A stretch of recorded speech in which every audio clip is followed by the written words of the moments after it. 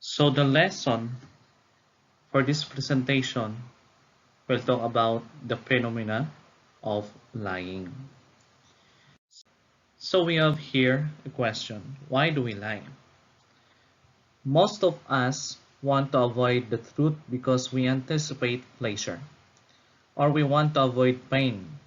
When it comes to lying, usually involves a selfish agenda. Most of us lie for purposes of self-interest and self-promotion, such as when we lie on a job resume. Some of us lie because we feel that if we tell the truth, we won't get what we want. The avoidance of pain or discomfort often causes us to lie. We often lie because we fear punishment. If we frequently fear punishment, lying may become a habit, which is lying by reflex. It's just like when if we were not still caught of deceiving other people, we continue and persistently deceiving other people until it will become our habit. Most of us lie to avoid awkward situations or interpersonal conflict. We sometimes lie to ensure privacy, such as when a salesman calls to sell something.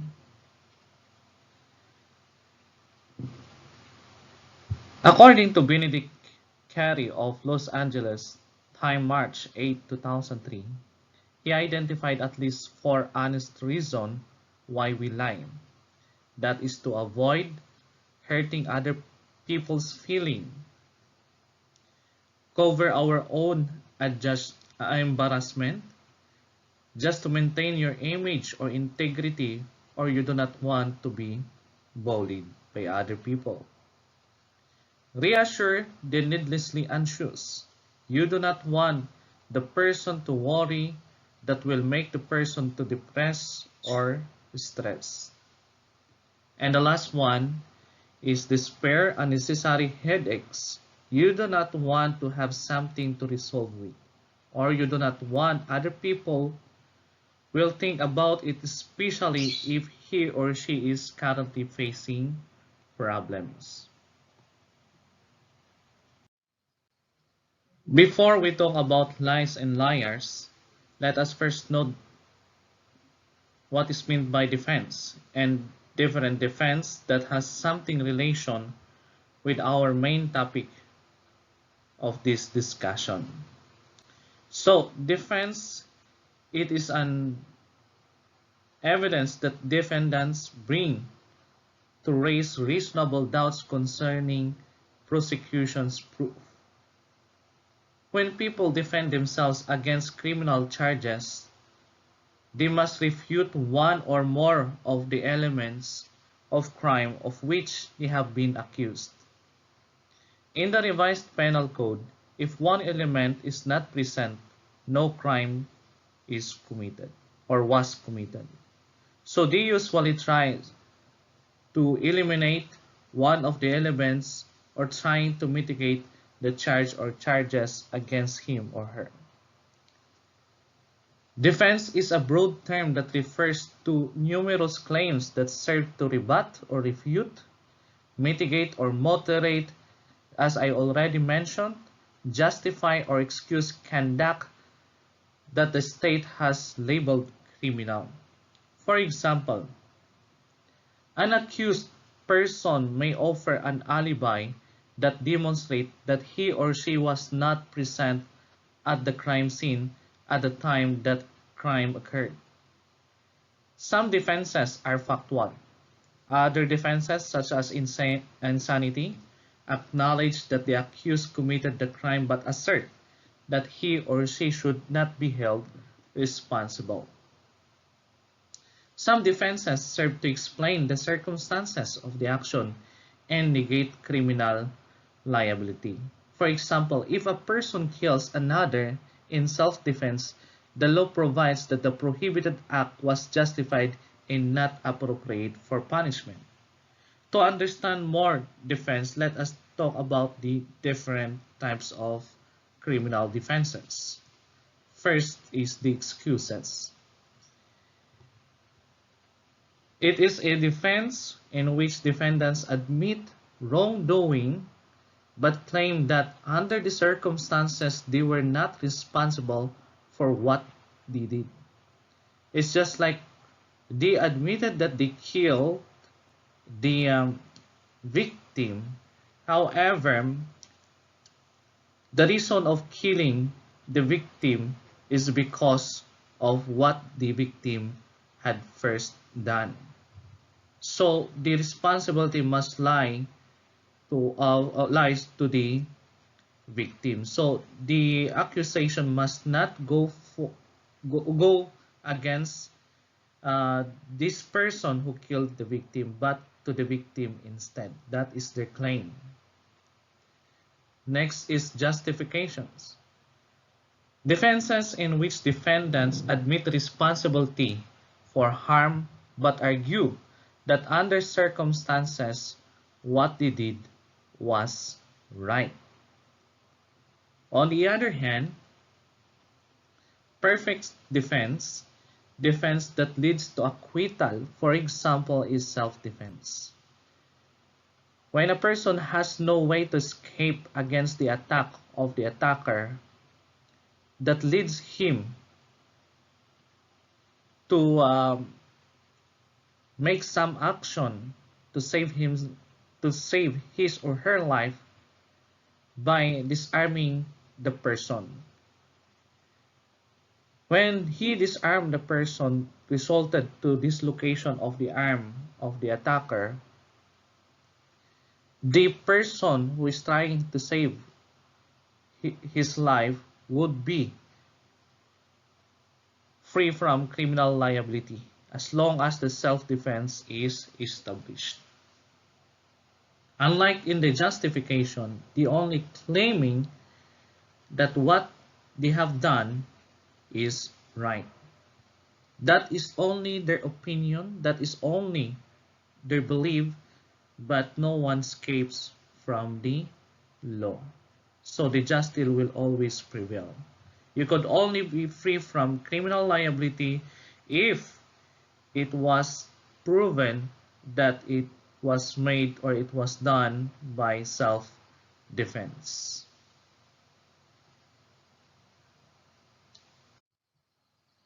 Now let us move forward to the types of lies. We already defined lies and we extinguished lies and deceit.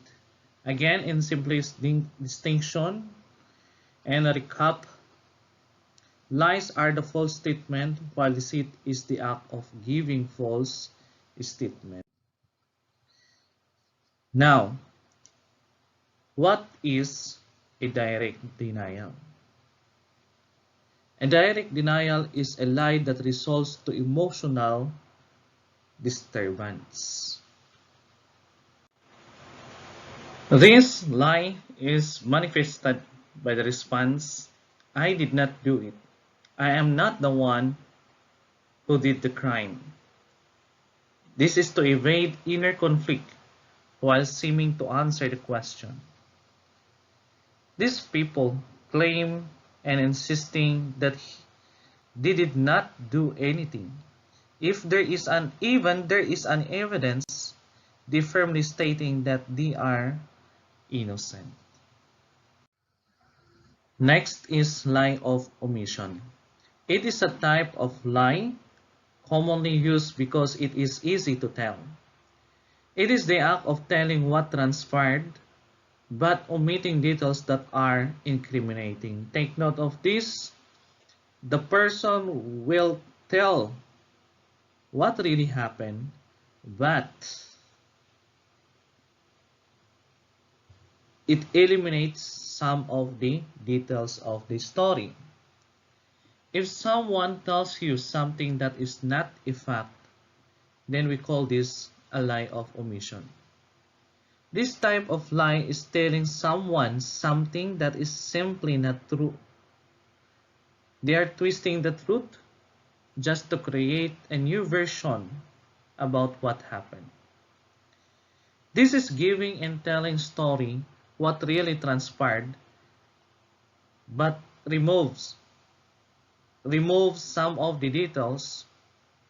When a person committed a crime and he or she is subjected to interrogation, when that person fears to be imprisoned, somehow they want or he or she want to mislead the investigator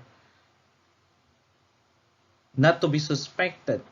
So they will talk about what happened, but they will remove any information that may incriminate them or any information that will lead them to become the suspect of the case. The third one is the lie of exaggeration. It is the type of lie used by a person who overplays what actually happens. This could be in the form of a testimony where details are added to intensify the impact of a story. This type of lie where a person who sees the event or heard what transpired will make a story more entertaining by adding some events which was not or which were not really the exact event transpired or which did not really transpire. For example, what really transpired is when Alpha hits on Bravo's face by his fist, which resulted to receive a serious physical injury. But this is how the person tells the story. When Mr. Alpha hits Bravo's face with a strong punch, like the light speed that resulted to Bravo's face like electrocuted. It is the adding of the event to make more entertaining to catch a person to listen to them as they are telling while they are telling the story. It is just like by citing title of a story, which the writer wants all the viewers and readers will see to it to read, or uh, wants all the viewers and readers will be encouraged to read the contents because the title is eye-catching. But citing exaggerated title does not apply to all.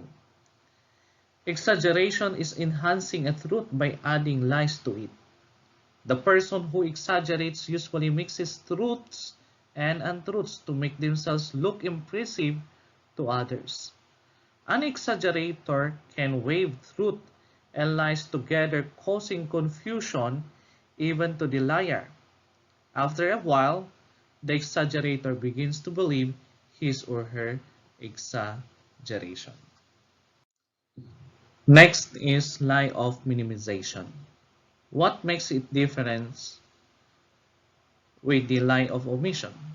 Lie of omission is the eliminating of some of the information that may incriminate him or her, while lie of minimization is where the person admits what happened or tell what really occurred, but trying to lessen the impact of what he or she have done against the victim. For example, yes, I hit him on the face, but just little force. So I don't know what really causes his face have hematoma. Lie of minimization involves acceptance of person that something happened, but downplays the implication or seriousness of the offense. Another example. Yes, I had a sexual intercourse with the victim. However, we both drank and we didn't know what happened at that moment.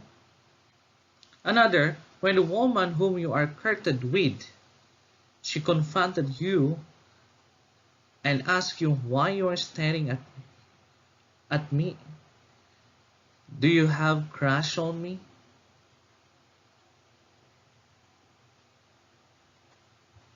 And the way she asks seems she is very angry.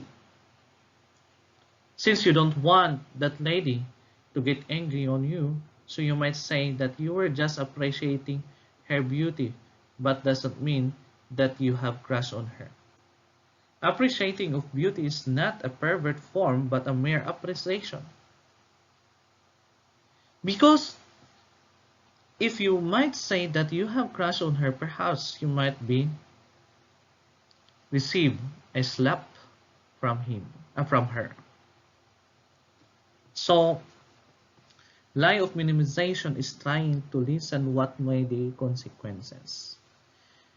You know exactly what is the consequence, how great would be the consequence, but you are trying to control or trying to divert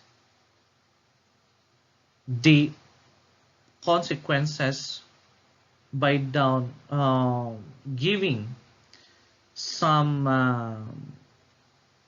changes on what really transpired just to mitigate or even to minimize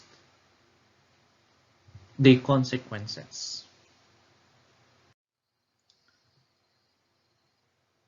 Next is the fabricated lie. It is also called lie of fabrication. It is the type of lie that is most difficult to use. This involves the act of creating a story or series events that never transpired. Sometimes this happens when you have a friend who is trying to impress everyone or who is an arrogant.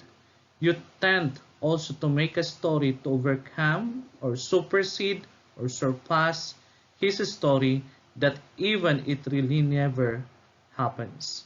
Thus, this is a creating of a story, making a story, giving information, and disseminating information that never transpired. Fabrication is telling others something you don't know for sure is true. Fabrications are extremely hurtful because they lead to rumors that can damage someone else's reputation or integrity. Spreading rumors is not only a lie but is also stealing another's reputations.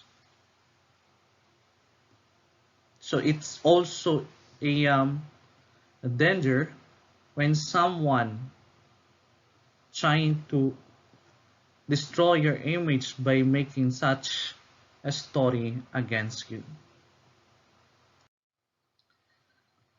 We have also the other types of lies. First is the white lie. It is also called benign lie, honest lie, or harmless lie, and the like. It is the type of a lie perceived or intended not to harm but told to avoid distress or embarrassment. It is usually in the form of a remark or comment that is not true. However, it must be uttered to maintain friendship or harmony at home or in a workplace. This being happen when you are affiliated to an office that you must adhere with the secrecy discipline, that no matter what may happen, you will never tell or disclose any information that may cause breach or that may breach the agency you are working with. A good example is when you are a member of PNP, military, and PDEA, and then you were caught by the enemy and made you as their captive. At the interrogation room, they might going to ask you what are the operations that your team may employ against them. Of course, you do not want to put your teams to, to danger. You don't want that your operation will be compromised, so you will say that you do not know, even you know it. You will not speak even they want you to speak, because you are adhering with the principle of secrecy discipline. A white lie is also often called at least serious of all lies. A list of serious of all lies. People tell white lies claiming to be tactful or polite. For example, I could be making up an excuse for not going to a party or showing appreciation for an undesirable gift. But telling white lies after a while can cause conflict with others because over time they understand the insincerity. That is why white liars can lose their credibility. You cannot do or you cannot use it every time. Patterns of white lies made over time can create distance between you and others and destroy your credibility, especially when your friends um, perceive that you are already telling a lie. But this white lie does not happen to any aspects that it is okay to give white lies, because it is still against the word of God. Next is the red line, sometimes called misinformation. This is a line of information that is seemingly valuable but is intended to destroy a political belief or ideology. This can also be better known as politics propaganda. A red line is reportedly about spite and revenge. These lies are driven by the motive to harm others, even when it produces detrimental expense to self in situation. This is a form of trying to destroy the image of a person, organization, and the government. Their actions are accompanied with motive. They are trying to convince people until the people they are trying to recruit will come to their side and unite to go against the government. This mostly being done by the members of the CPP and PA during the recruitment. This is to brainwash those people they want to be recruited. At present, we seldom hear statements from different people, especially those who tend to be in politics. They say things that even it is only a conjecture. These are opinions that are not supported by an evidence. So especially to us,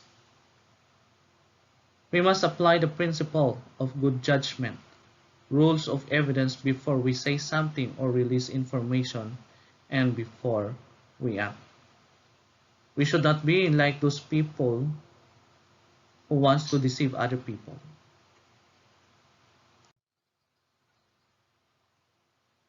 The next is the malicious lie. It is a chronic or constant lie that is intended to mislead justice. It is usually in the form of pure dishonest statement for the purpose of obstructing justice. This happens when the accused denies the accusation against him or her.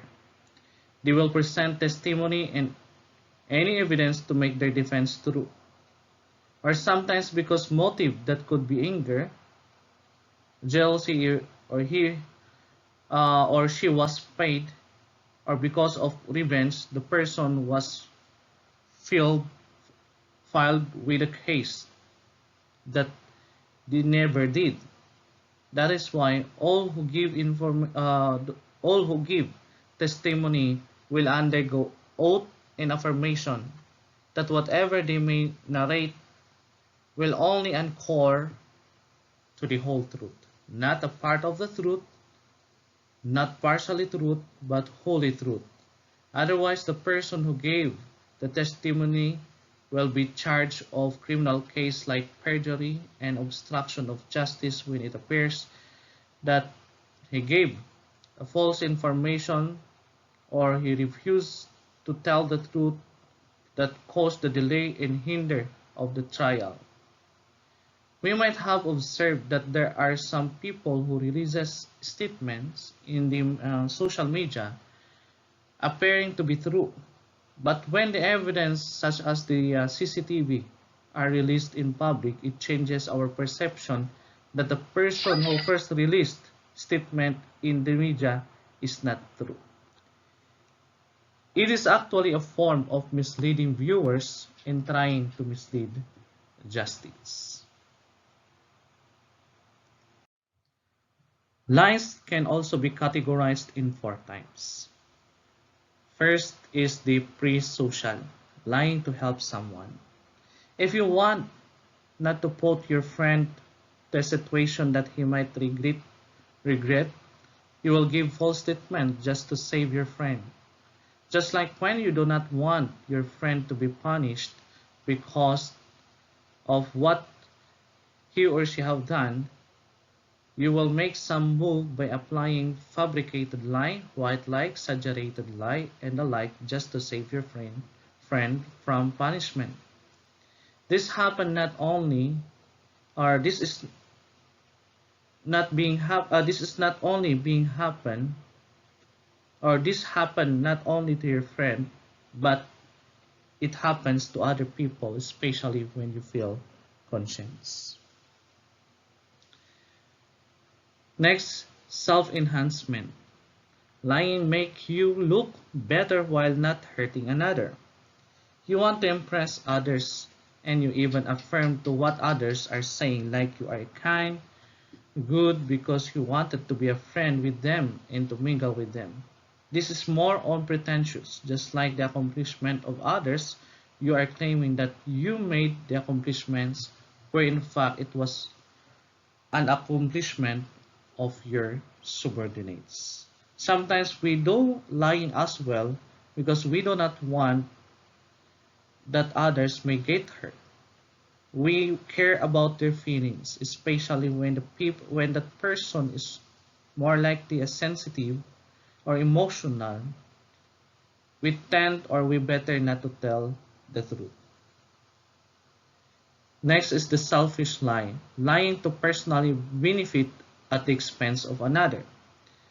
This happens if you want something from a person whom you want to deceive. You want to destroy other images just to get the promotion. You destroy the integrity of a person just to gain their motives or just to gain what they want, as I also mentioned earlier. And the fourth one is the antisocial lie, lying to deliberately damage another. A kind of character of a person who have the habit to tell lies just to have a story to tell. This is already a bad habit and governed by the spirit of lies that belongs to the evil. Another type of lie is the bald-faced lie. Lie that is told when it is obvious to all concerned that it is a lie. For example, a child who has a chocolate all over his face that he has eaten the last piece of chocolate cake. It's just like also when Mr. Alpha told you everything what really transpired, and here comes Bravo told is telling a story about what was uh, given to you or informed to you by Alpha. However, some stories were in contradictory to the story of Alpha. You know, sometimes you pretend that you did not know what happened. You will just listen what your friend is telling about, and that will also that will also assess help you to assess whether if your friend is telling or is an honest friend. Next is the bluffing. It is an act of deception that is not usually seen as immoral because it takes place in the context of a game where this kind of deception is consented to in advance by the players. This is only a way of trying to know the truth. This is being done to verify things from a person if he or she can give a consistent response. Inconsistency of responses may result to a doubtful and not believable, which is not convincing. Thus, it requires to deepen the revelation of truth. You will not only rely to a person who cannot give, or you cannot rely to a person whom you know whose statement is not believable. Let us move on to types of liar. So, lies is the false information and liar is the person who tells lie. First type of liar is the panic liar. This is a person who panics when questioned about his involvement concerning a crime but immediately denies the truth to avoid shame or humiliation that it might cause to his family. There are some people who do not hesitate to commit such crimes but fears that they will be caught and be flashed to social media. Look at those people who were arrested during the different operations or during the operation. They covered They are covering their face with their clothes and their hands when they are being featured by the social media personnel. It might be because they do not want their faces to be exposed to the public. So these people who usually denies what uh, denies towards the accusation against them, even they were caught in flagrante delicto or caught in the act. This simply because they feel fear that they do not want to be humiliated nor to be known by their family, friends, and those who knows them. The question is why people who, who avoid humiliation and embarrassment yet they don't hesitate to commit crimes. If they don't want to be humiliated and to be embarrassed, then you better not to commit any crimes. Next is the occupational liar, one who is being paid to tell lies. He's practical liar. If he can, if he performs well, he gets a higher payoff. Sometimes they are being hired to defend their people or to defend the people of whom they are serving with, or they want to destroy images, integrity of a person, establishment, organization, and the like. This happens also to a computation like in business. This could be done through oral and written. Of course, we are still surrounded with laws. They could be still liable under oral defamation and libel depending on the manner of execution. Third type of liar is the tournament liar. It is a person who uses the act of lying to test his ability and prove to him that he can deceive the police or authorities. One who is gratified by telling lies to mislead others. His view is that telling lies are one form of contest. It's just like a pyromania where the person will set fire to receive instant gratification. These people love to tease people just to prove and show that they are good at deceiving other people. Still, not a good to everyone. It's not a good habit. Next is the ethnological liar, a person trained to lie. These people who are highly skilled to deceive other people, perhaps even the good investigator may hardly conclude if the person is telling a lie or not. Then, psychopathic liar, it is an individual who has no conscience, thus capable of lying to the point of causing death to other person. These people actually who use to deceive other people have the heart of lies, which they don't care what may the consequences, especially to the person who believe from these people. Like when you said that your husband has mistress, has another woman, and then she believed. As she arrived at their house, she killed her husband without hesitation, even without knowing the truth. But then, these people do not care.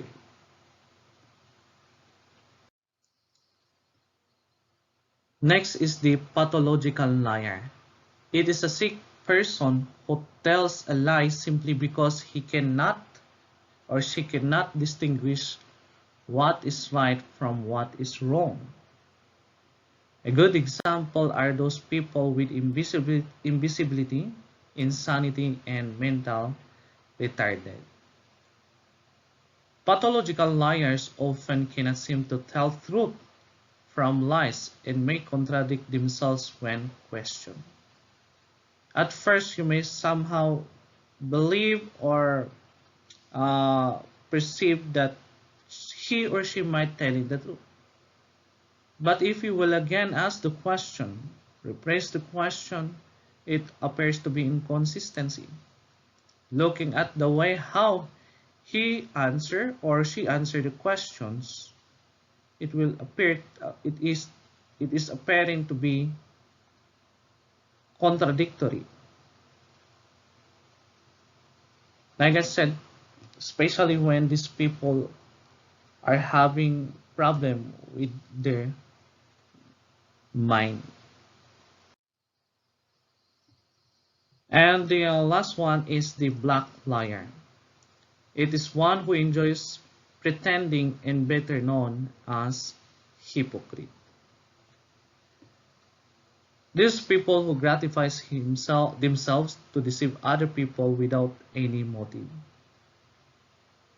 They become happy when they see someone believing their story. Sometimes it could be a prank, or it could be they want to tease everybody. They are happy when it appears at first where people whom they are talking with are believing or starting to believe with their stories. Okay, so that's all for this discussion. Thank you very much. Until the next lesson.